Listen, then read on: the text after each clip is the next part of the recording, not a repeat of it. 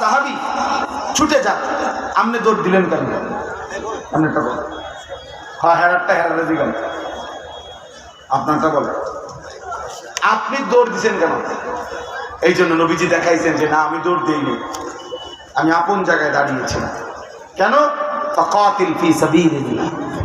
আল্লাহ তো আমারে বলছে প্রয়োজনে আপনি একাই আল্লাহর পথে যুদ্ধ করবেন। আল্লাহ তো আমাকে বলছে আমি শেষ, আমি আমার হিসাব দিব। এই জন্য প্রথম জিম্মাদারি। এই জন্য প্রিয় ভাই বাবা, একটি মাহফিল এটা একটা প্রদর্শনী না, এটা নির্বাচনী জনসভা না। আমি কোনো প্রার্থী না, আমার কোনো মার্কা নাই। দয়া করে যেন আল্লাহর বাস্তে প্রিয় ভাই আমার, বাবা আমার, শুধু শুধু হুড়াহুড়ি হুলস্থুল না করলে ভালো। আল্লাহর কথা ওলামায়ে কেরাম ধারাবাহিকভাবে বলতেছেন, নিজের জন্য মনোযোগ দিয়ে শুনলে ভালো, শুনলে ভালো। এই প্রচন্ড গরমের মধ্যে আপনারা কষ্ট করে বসছেন, অতএব মনোযোগ দিয়ে কষ্ট করেই শুনেন। আল্লাহ বরকত দিন, আল্লাহ বরকত দিন। আমি দয়া করে অনুরোধ করব, আমরা প্রত্যেকে নিজের ঈমান আমল আখিরাতের ব্যাপারে আমাদের প্রথম দায়িত্ব, এটা আমাদের ফিকিরে রাখতেই হবে, আমাদেরকে এটা মনে রাখতেই হবে। আমি প্রসঙ্গক্রমে দ্বিতীয় আরো দুইটা বলি। একজন পুরুষ হিসাবে সবাই মনোযোগ দিয়ে শোনে। এক নম্বর দায়িত্ব হলো আমার নিজের ব্যক্তি, আমি আমার ঈমান আমলের হেফাজত, আমার আখিরাতের ফিকির আমার মধ্যে থাকা চাই, জওয়ান হোক বুড়া হোক। দ্বিতীয় নম্বর হলো একজন পুরুষ হিসাবে আমার দ্বিতীয় পরিচয় হলো আমি একজন অভিভাবক। অতএব আমার অধীনস্থ যারা, তাদের প্রত্যেকের ঈমান আমল আখিরাত হালাল হারাম, তাদের ইবাদত বন্দিগির প্রতি নজর রাখা, তাদেরকে ইবাদত আমল আখিরাতের ফিকিরে অভ্যস্ত করা, আল্লাহর কসম এটা আমার প্রতিদিনকার দায়িত্ব, এটা আমার নিয়মিত দায়িত্ব। প্রতিদিন হায়াত আছে যতক্ষণ। এ ছেলে, এই অপদার্থ কোথাকার, বের হবে, টানতে যাবে না, বাইর হবে।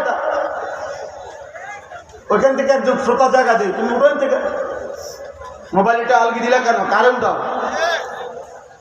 আবার ব্যাটকায় বেউকুফ কোথাকার। এখন কেমন লাগলো? এখন যে ধমক শুনলা ভাল লাগছে নি? এখন আমি কি সুন্দর করে বলি না? কথা বলেন না কেন? বিষয়টা কি আমি বুঝায় বলি নাই? খামখেয়ালি মনে করছো? হ্যাঁ, সাবধান। আমি সোজা কথা, আমি সংখ্যা দিয়ে করবো কি বাপ? আমি 15 বছর আগে, 20 বছর আগে 4 জন মানুষের সামনে বয়ান, 10 জন মানুষের সামনে বয়ান, এখন একেবারে পুরো আমার মনে আছে আলহামদুলিল্লাহ। আমি 5 জন 10 জন মানুষের সামনেও আল্লাহকে সাক্ষী রেখে বলতেছি, 4 ঘন্টা লাগাতার বয়ান করছি। 4 ঘন্টা, ঘড়ির ঘন্টা, কোনো অসুবিধা নেই, এটা কোনো বিষয়ই না। অনেক মানুষ, কম মানুষ, কোনোটাই সফলতা কিংবা ব্যর্থতার কিছু না। মহান আল্লাহ রাব্বুল আলামিন গ্রহণ করা, কবুল করা, এটা হলো মূল বিষয়। আল্লাহ গ্রহণ না করলে 100 কোটি মানুষও কিছু আসে না, কোনো ফায়দা নেই। বললাম না, জনপ্রিয়তা ধোঁকা, ধোঁকা। এজন্য দোস্ত মনোযোগী হওয়া দরকার। সাফ কথা, যত মানুষ আলহামদুলিল্লাহ মনোযোগী হয় আল্লাহর কথার প্রতি, মসজিদের ইমাম সাহেবের বয়ানের প্রতি, কোন উলামায়ে কেরামের কথার প্রতি, যেই লোকটাই চোখ দিয়া তাকাইয়া আন্তরিকভাবে মনোযোগ দিয়ে শুনে, ধীরে ধীরে তার জিন্দেগির পরিবর্তন হয়, জীবন বদলায়। ইমাম সাহেবের কথাতেই বদলাবে বেটা না। সারা দেশের জনপ্রিয় হুজুর হইতে হবে এটা কোনো জরুরি না। হেদায়েতের জন্য, আল্লাহর দয়া হওয়ার জন্য আপনার মসজিদের ইমাম সাহেবের বয়ানই যথেষ্ট। রাসূলুল্লাহ সাল্লাল্লাহু আলাইহি ওয়াসাল্লাম ইমামের জন্য খোদ নবী নিজে দোয়া করছেন, আল্লাহুম্মা রশিদিল আইম্মা, আল্লাহ ইমামকে আপনি সঠিক পথ দেখান, কারণ তার পিছনে অনুসরণকারী অনেক। একজন ইমামকে যদি আপনি জান্নাতের পথ, সঠিক পথ দেখান, তাহলে তার পিছনে তার অনুসারীরাও জান্নাতের পথ পেয়ে যান। নবীজি দোয়া করছেন ইমামের, নবীজি ইমামের মর্যাদা তুলে ধরছেন। আল ইমামু যামিনুন, ইমাম জামিন। একজন ইমাম একটি মহল্লার জামিন। জামিন মানে কি? কোন আসামিকে উকিল, অ্যাডভোকেট কোর্টে জামিন করা, জামিন করায় না, মানে কি? মানে হলো এই বিচারপতি, ম্যাজিস্ট্রেট এই উকিলের তত্ত্বাবধানে এই আসামিকে ছাড়ছে, বুঝাইছে আমনে জামিন। অর্থাৎ এই বেটা যদি বাইরে যায়, কোর্টে যদি হাজিরা ঠিক মতো না দেয়, এই সকল বিষয়ে আমনে দায়রা, আমনে জবাব দিবে, আমনে হিসাব দিতে হবে, আমনের হাতে আমনের জামিনে তারে ছাড়বে, এইটারে কয় জামিন। অ্যাডভোকেট সব জিম্মাদারি নিচ্ছে আর কি, যে আমি এবারে আমার দায়িত্বে নিলাম, ছেড়ে দেন তারে, আমি যতদিন শুনানি চলে বা প্রয়োজন হয় হাজিরার দিন আমি আনব, তাহলে উনি জিম্মাদার, জামিন, এইটারে কয় জামিন। আসামির জামিন হয়েছে মানে ওই উকিল সব জামিন হয়েছে।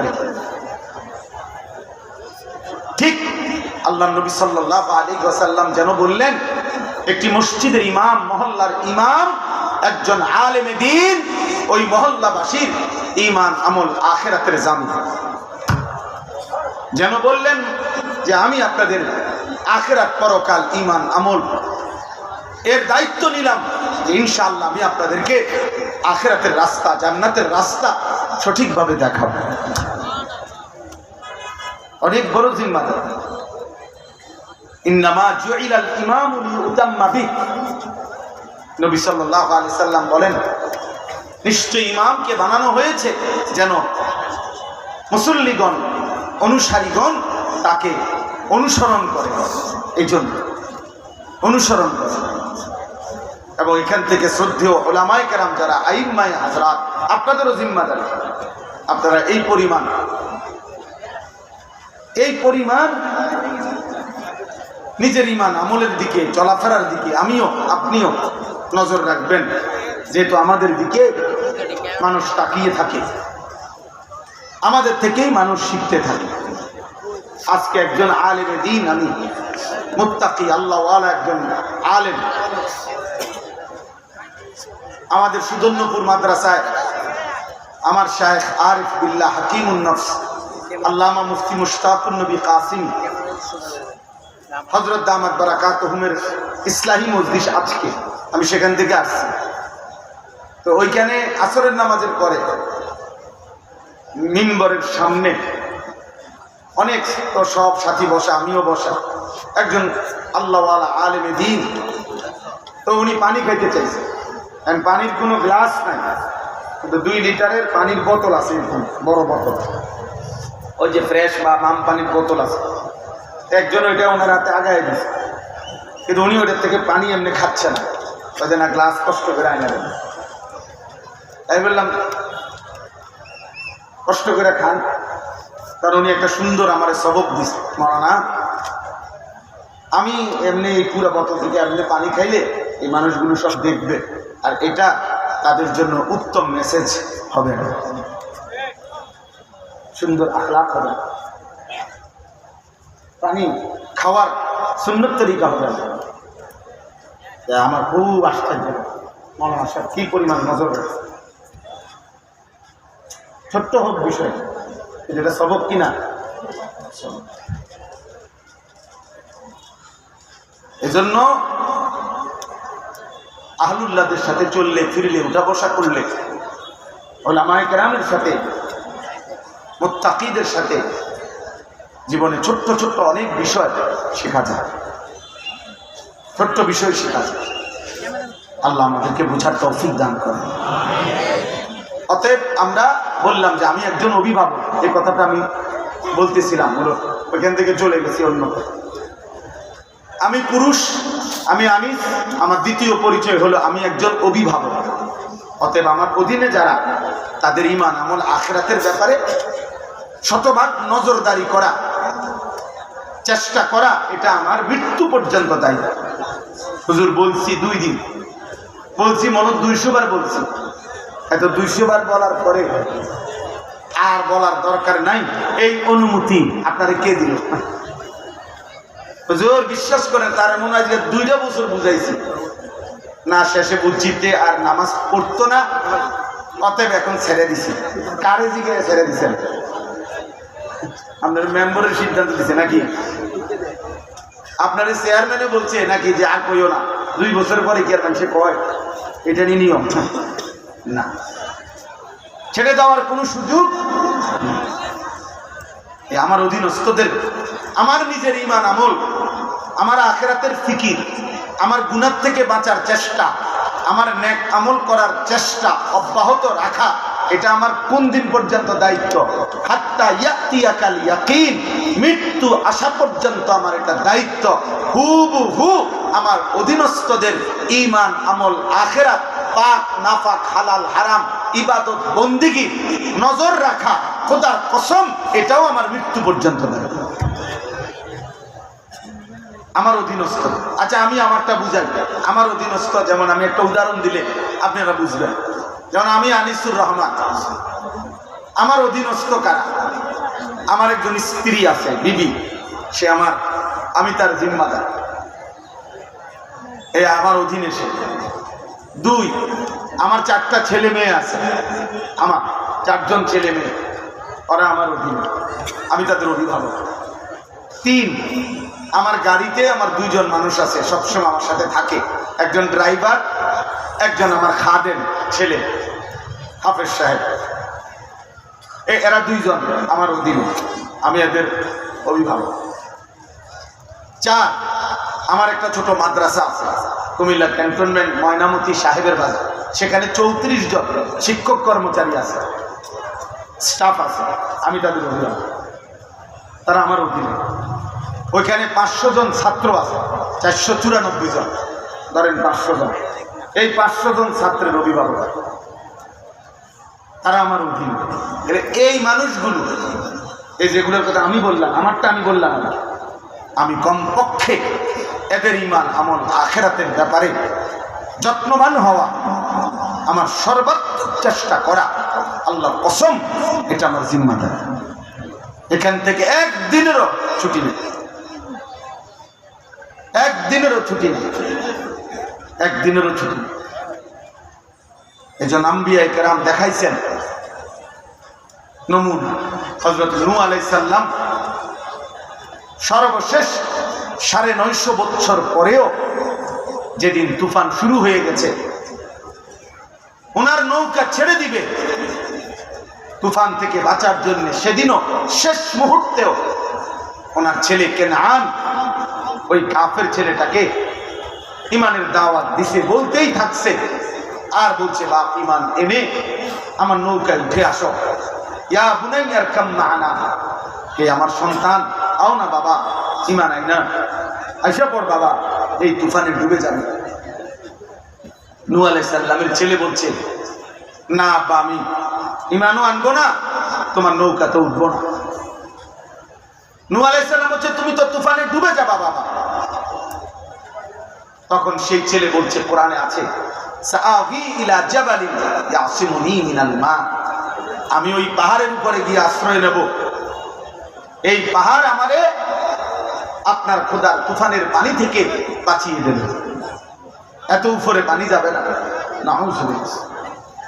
হযরত নূহ আলাইহিস সালাম তখনও অধৈর্য হন নাই, উনি আবারও বলছে, লা আসিমাল ইয়াউমা মিন আমরিল্লাহ, এই বাপ, আজকে মহান আল্লাহর এই ফয়সালা থেকে কেউ বাঁচাইতে পারবে না।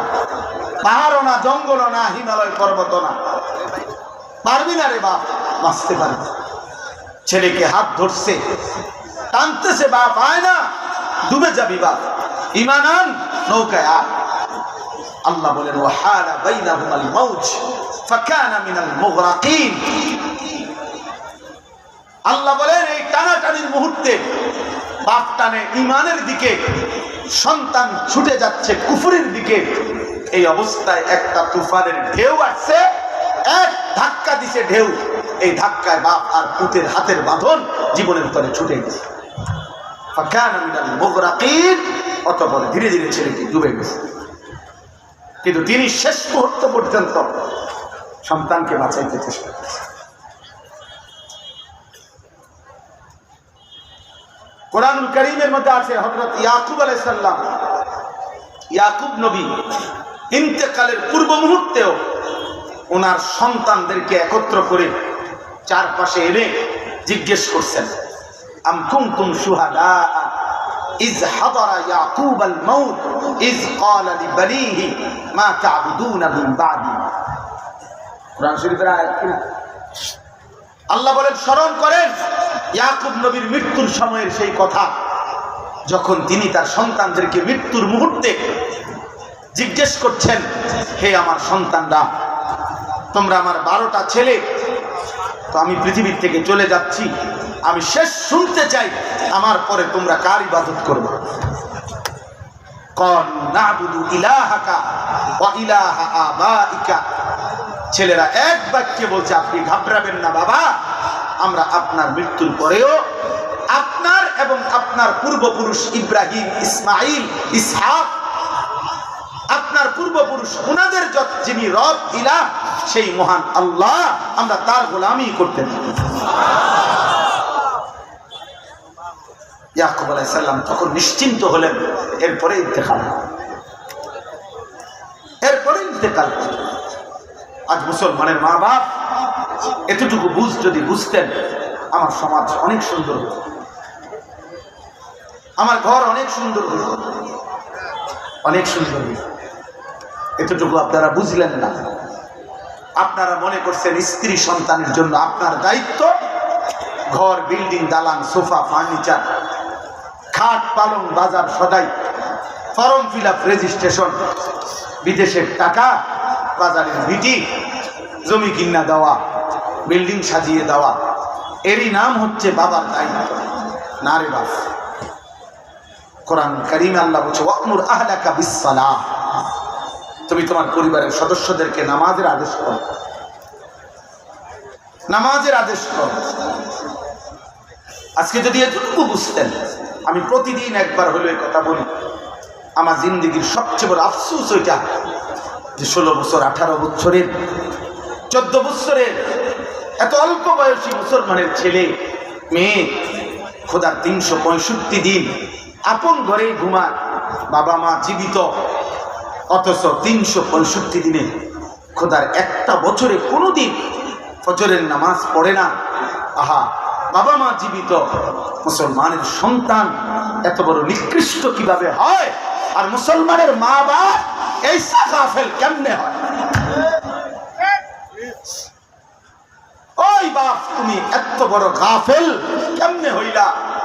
তোমার সন্তান একটা দিনও ফজরের নামাজ পড়বে না, তুমি কেমন বাপ হইলা? আর এটা কেমন সন্তান? বলো না বাপ, বলো না সন্তান, নওজোয়ান বলো না ভাইয়া, এই কিশোর নওজোয়ান ছেলেরা, এই বন্ধুর কথা বলো, জবাব দাও। 365 দিনে খোদার এক বছরে যে কোনো দিন 5 ওয়াক্ত নামাজ পড়লা না, তুমি মানুষের বাচ্চা? এই হাইওয়ান, মুসলমানের বাচ্চা তো নিকৃষ্ট হয় বেটা। তোর কোনো আল্লাহ নাই, তোরে কেউ বানায় নাই বেঈমান নাফরমান, তোর কোনো সৃষ্টিকর্তা নাই, তোর কোনো নবী নাই, তোর জন্য কেউ 23 বছর কাঁদে নাই, তোর কোনো ধর্ম নাই বাপ, তোর কোনো কিতাব নাই, তোমাকে কোথাও ফিরতে হবে না?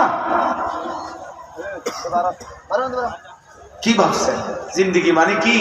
ভাত তরকারি, পেশাব পায়খানা, মোবাইল, নারী, ছবি, খাতা বালিশের দোকানদারি, আর বন আর বিড়ি, চার, বিস্কুট, পেঁয়াজু আর আলুর সব, আপেল আর মালটা, এরই নাম জীবন। খালাস, এরই নাম জিন্দেগি? বলো না বাপ।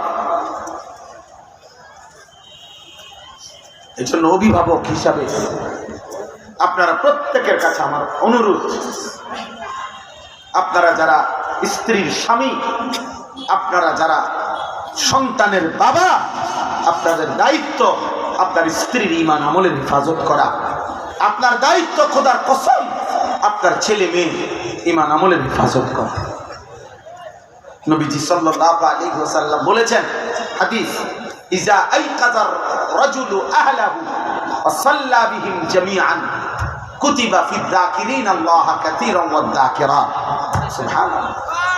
নবীজি বলেন, কোন পুরুষ যদি তার পরিবারের সকল সদস্যকে ফজরের নামাজের জন্য জাগিয়ে দেয়, অতঃপর ফজরের নামাজ সবাই আদায় করে, যারা ঘরে পড়ার ঘরে পড়লো মহিলা, যারা মসজিদের জামাতে পড়ার জামাতে পড়লো, খোদার কসম নবী বলছে আল্লাহ গোটা ফ্যামিলিকে, আল্লাহ তাআলা তার বেশি বেশি জিকিরকারী বান্দা এবং বান্দির তালিকায় এই ফ্যামিলির সকলের নাম উঠায়।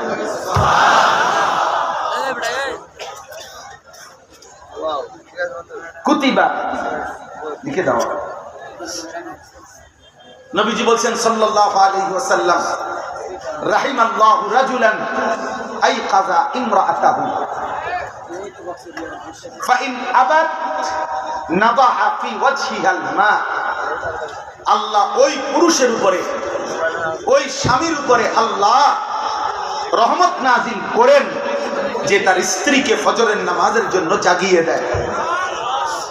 যদি সে উঠতে না চায়, ফাইন আবাত, উঠতে না চায়, তাহলে স্বামী আদর করে তার চোখে মুখে পানির ছিটা দিয়ে দেয়। উঠতে হবে, পানির ছিটা দিয়ে দেয় যেন সে উঠে। আল্লাহ নবী বলেন আল্লাহ ওই স্বামীর উপরে তৎক্ষণাৎ রহমত নাজিল করে। শেষ হয় নাই হাদিস, এরপরের অংশ হলো রাহিমাল্লাহু ইমরাআতান, আল্লাহ ওই স্ত্রীর উপরেও রহমত নাজিল করেন আইকাযাত যাওজাহা, যে তার স্বামীকে ফজরের নামাজের জন্য জাগিয়ে দেয়। ফাইন আবা, যদি স্বামী উঠতে না চায়, নাদাহাত ফি ওয়াজহিহিল মা, এবার স্ত্রী তার চোখে মুখে পানির ছিটা দিয়ে। উঠতা না, কালকে যে তুমি আমাদের পানি দিছো চোখে মুখে, আজকে বালতি দিয়া পানি দিও। ওঠো। আচ্ছা, এমন ভালোবাসায় কি ঝগড়া হয়ে যায়? আল্লাহ নবী সাল্লাল্লাহু আলাইহি সাল্লাম বলেন, এমন স্বামী স্ত্রী উভয়ের উপরে মহান আল্লাহ রহমত বর্ষণ করে। তাহলে পরিবারের ব্যাপারে জিম্মাদারি দেখেন। কোরআন শরীফের উদাহরণ শুনেন, একটা ছোট্ট উদাহরণ দিয়ে বুঝবেন। সূরা আহজাবের মধ্যে আছে, ইয়া আইয়ুহান নাবিয়্যু, হে নবী আমার, আমাদের নবীকে আল্লাহ বলছে, কুল লিআজওয়াজিকা, আপনি আপনার স্ত্রীদেরকে বলুন। আলাদা বলছে ওয়া বানাতিকা, আপনি আপনার মেয়েদেরকে বলুন। ওয়া নিসাইল মুমিনিনা, আপনি সমস্ত ঈমানদার নারীদেরকে বলুন। কি বলুন? ইউদনিনা আলাইহিন্না মিন জালাবিবিহিন্না, তারা যেন তাদের দেহের আবরণ, বোরখা, পর্দা, দেহের কাপড়, মোটা ঢিলে ঢালা বোরখা আবৃত, একদম চোখ চেহারা সহ পুরা শরীর যেন ভালোভাবে তারা ঢেকে নেয়। এই কথাটা শতভাগ পর্দা করার জন্য, ঢিলে ঢালা পোশাক দিয়ে নিজেকে আবৃত করার জন্য, এমনকি চোখ জিলবাব বলা হয় যেটা দিয়ে চোখও ঢাকে, এরকম পোশাক দিয়ে তারা যেন নিজেদেরকে ঢেকে নেয়। এই আদেশ, এই পর্দার আদেশ আপনার স্ত্রীদেরকে বলুন, আপনার মেয়েদেরকে বলুন, ঈমানদার নারীদেরকে বলুন। বুঝছেন? কথা বলেন না, কথাইটা বুঝছেন? এখন আমনে বলেন, এখান থেকে আপনি এটা ভাগ করেন। আপনি বুঝেন যে নবীজি সাল্লাল্লাহু আলাইহি সাল্লামের স্ত্রীগণ ঈমানদার ছিলেন কিনা, নবীজির মেয়েগণ ঈমানদার ছিলেন কিনা। তাইলে এই কথাইটা তো একবারে বলতে পারতো যে হে নবী, ঈমানদার মহিলাদেরকে বলেন তারা যেন তাদের কাপড় পর্দা করে নেয়। এটা বললেই তো স্ত্রীরাও বুঝতো, সে মেয়েদেরকেও বুঝাইতো, আবার বাকি মহিলা সাহাবী যারা তারাও তো বুঝে নিত, এই এক শব্দ দ্বারাই তো হয়ে যাইতো। কিন্তু আলাদা বললেন কেন? স্ত্রীদেরকে বলুন, মেয়েদেরকে বলুন, মুমিন মহিলাদেরকে বলুন, এরকম তিনটা আলগা আলগা বললেন কেন? আল্লাহ বুঝাইতে চাচ্ছেন, বন্ধু আপনি একজন স্বামী, অতএব আপনি স্বামী হিসাবে স্ত্রীদেরকে বলুন।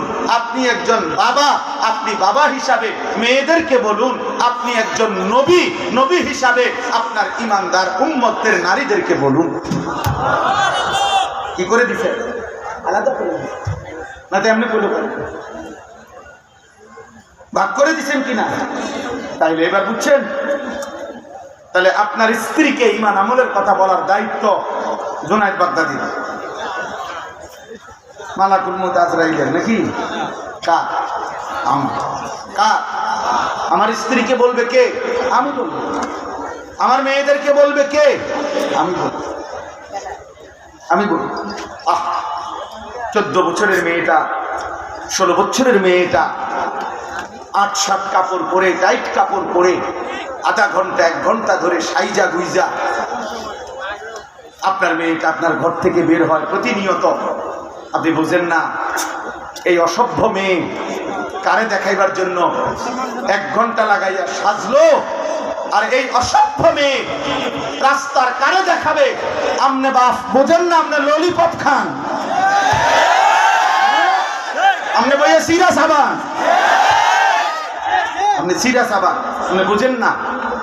আমনের বেডি 1 ঘন্টা লাগাইয়া সাইজা, টাকা আমনের, কাপড় আমনের, মেকআপ আমনের, পাউডার আমনের, ফেয়ার এন্ড লাভলি আমনের, টাকা সব আমনের, রংসায় অটো ড্রাইভার, রংসায় সিএনজি ড্রাইভার, রংসায় রাস্তায় খাড়াইয়া মুতে এমন অসভ্য বখাটে দুশ্চরিত্র যুবক আপনার বেটিরে দেখে আর টিটকারি মারে। এই মুসলমান এত বড় বেগায়রত আত্মমর্যাদাহীন কেমনে হইলি বাপ বেটা? তুমি কোন পুরুষ না? তোর স্ত্রী কেন বেটা বাইরে বাইরে হাঁটবে বেটা? বেপর্দা বেটা, তুই বেড হইত না বেটা?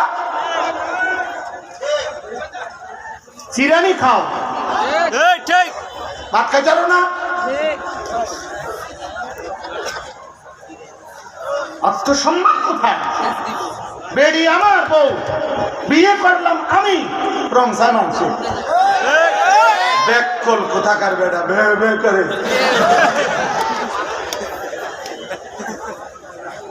বে করে বেগায়রত সোজা বেগায় আত্মসম্মানহীন। এটা স্পষ্ট কিতাবের কথা। আমার কাছে মোটা কিতাব আছে, ওয়ালা তাকরাবুজ জিনা, এই কিতাবের নামে এটা আরবি কিতাব। ওই কিতাবে আছে ওই পুরুষ আত্মসম্মানহীন, ওই পুরুষের আত্মমর্যাদা নাই, আত্মসম্মান বলতে প্রেস্টিজ নাই ওই পুরুষের, যার স্ত্রী এবং কন্যা বেপর্দা।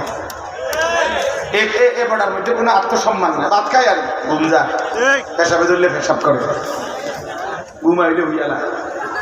এই দূরে আপনি বাতে খাইবেন, আপনার বেটি মানসি ঘুরবো, আপনার মেয়ে টোটো করে করে আপনি বইয়া বইয়া বন খান, চা দিয়া ভিজাইয়া খান, আপনি বন খান,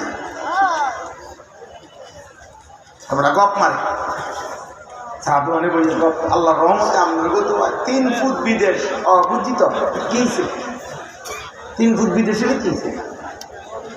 হ্যাঁ আল্লাহ রহমতে একটা বিল্ডিং করছে, 4টা রুম, 2টা বাথরুম, বাথরুমটি সহ টাইলস। আল্লাহ কত বড় নিয়ামত, বাথরুমে টাইলস। ওনার পূর্বপুরুষ মাটিতে হিসাব করতো, আল্লাহর দয়া এখন উনি টাইলসের মধ্যে। আল্লাহ কামিয়া, আপনি কামিয়া, আপনি সেরে গেছে, আপনার হাত মরলেও দুঃখ নাই, আপনি বলতেন পারবেন না যে টাইলসে মরতে আইছে। মুসলমান কি শুনাইলেন, কি শুনাইলেন মুসলমান? এটারই একজন ইমানদারের বলার বিষয়। টাইলসই মুসলমান বলবেন কথা বিষয় বলে। আপনি তো বলবেন আখেরা, আপনি তো বলবেন আপনার সন্তানের ইবাদত, আপনি তো হিসাব দিবেন আপনার ঘরের পর্দা, আপনি তো হিসাব দিবেন আপনার ঘরের মানুষ 6 জন, আল্লাহর কোরআন পড়তে পারে কয়জন, এটা বলেন নিয়ে। আপনার ঘরের মানুষ 6 জন ফজরের নামাজ পড়ে কয়জন সেটা বলেন। আপনার ঘরে আপনার বউ, ছেলের বউ, মেয়ে মিল্লা মহিলা আছে 8 জন, 6 জন, 4 জন। পর্দা পুশিদা মানে কয়জন? মুসলমান এটা বল, এটা বলো। হাতের হিসাব দিও না, টাইলস মাইল দেখাইও না, এটি কিত্তা কম, এগুলা বলো কেন? আত্মমর্যাদা চাই। রাসূলুল্লাহ সাল্লাল্লাহু আলাইহি ওয়াসাল্লামের একজন বিখ্যাত সাহাবী সাদ ইবনে উবাদা, নবীজির সাহাবী, মদিনার আনসারদের সর্দার ছিলেন তিনি। সাদ ইবনে উবাদা উনি একদিন সাহাবাদের এরকম মজমায় নবীজি বসা, আচ্ছা কামরা গোনা কিছু করেন না। সাদ ইবনে উবাদা এই সাহাবী বলতেছিলেন, ইয়া রাসূলুল্লাহ সাল্লাল্লাহু আলাইহি ওয়াসাল্লাম, লাউ রাআইতু রাজুলান মা ইমরাআতি লা দারাবতুহু বিসাইফ। সাহাবী নবীজির সামনে বললেন, ইয়া রাসূলুল্লাহ, আমি যদি 1 মিনিটের জন্য কোনোদিন কোন পর পুরুষ, বেগানা পুরুষকে আমার স্ত্রীর সাথে দেখি কথা বলতে অথবা দাঁড়িয়ে থাকতে, লা দারাবতুহু বিসাইফ, তরবারির 1 কোপ দিয়ে তার কল্লা ফেলাই দেব।